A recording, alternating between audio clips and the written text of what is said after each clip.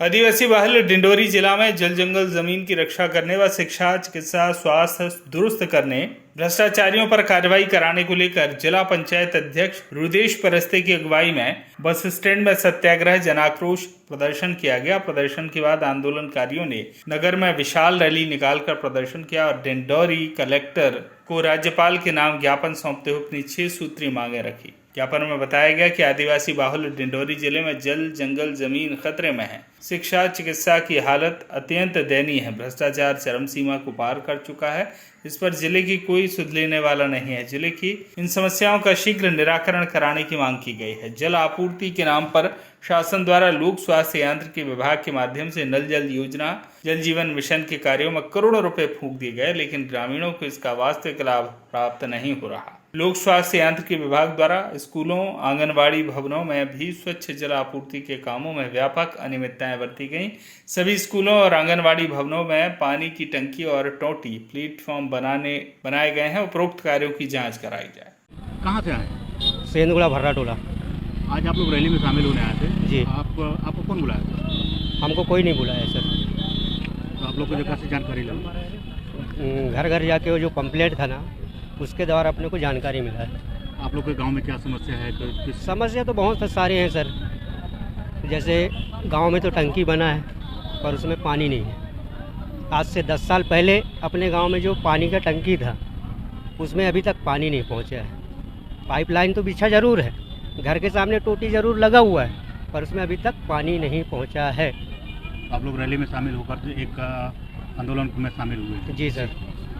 कितने लोग आए थे आप लोग के यहाँ? हमारे यहाँ से तो बहुत लोग हैं सर, लगभग समथिंग 70-80 लोग। 70-80 लोग। क्या चाहते हैं आप? हम लोग समस्या का समाधान हो।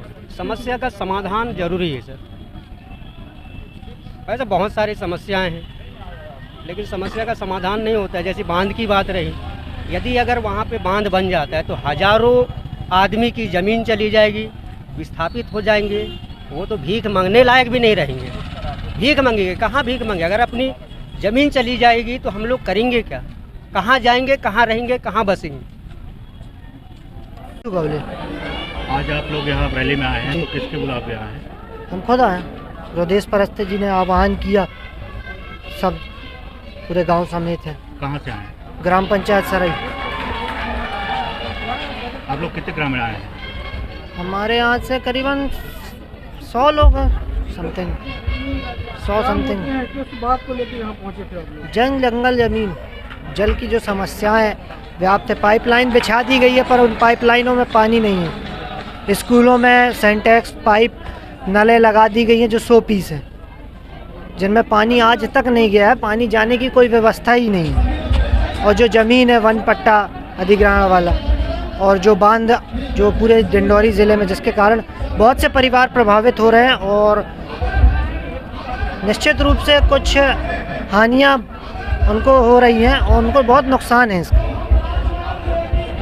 मुख्य मांगे क्या हैं आप लोगों की? मुख्य मांगे हमारी अनेक बिंदुओं पे जल जंगल जमीन, शिक्षा और स्वास्थ्य। आज डिंडोरी में सत्याग्रह जन आक्रोश आंदोलन रखा गया था और आप लोग देख रहे हैं हमारे डिंडोरी ज़िले को ज़िला बने 25 साल हो गए। 25 साल में हमारे डिंडोरी ज़िले के जनता को सिर्फ यहाँ पे जितने भी अधिकारी या कर्मचारी आए या जो नेता आए, बड़े नेता बने, उन लोगों ने सिर्फ हमारे क्षेत्र की जनता को बेवकूफ़ बनाने का काम किया। जल जंगल ज़मीन, शिक्षा, स्वास्थ्य और कानून की रक्षा के लिए, अपने अधिकार के लिए हमारे क्षेत्र की जनताओं के साथ हम लोगों ने अपनी मांगों को रखा है।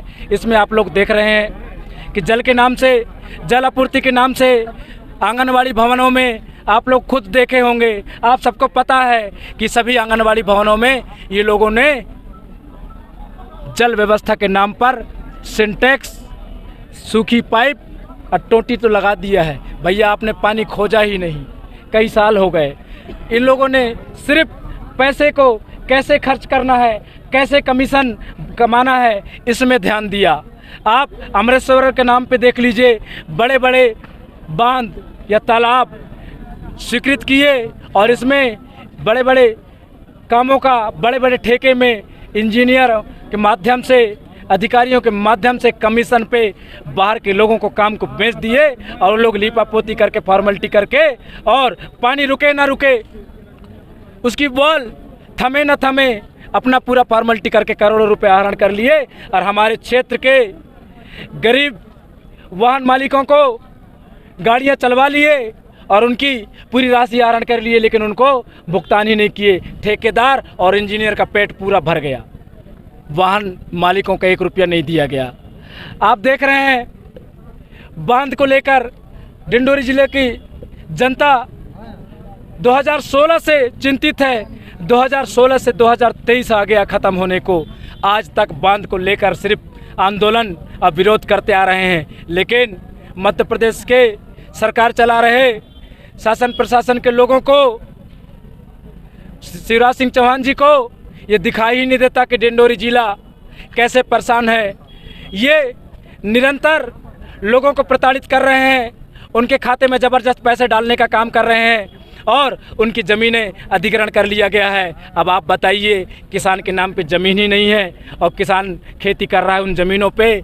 जब वो धान कमाता है, खाद बीज की महंगाई आप सब लोगों को पता है, उसके बाद वो अपना धान बिक्री करने के लिए सोसाइटी नहीं जा सकता क्योंकि ज़मीन नाम में ना होने के कारण उनके नाम से पंजीयन नहीं हो पाता।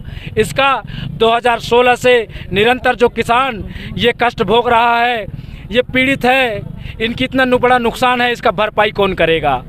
आप शिक्षा के क्षेत्र में देख लीजिए, एसी साहब को मैंने पत्र के माध्यम से कई बार पत्र भेज दिया, एसी को आखिर है प्रोटेक्शन किसका ये समझ में नहीं आता।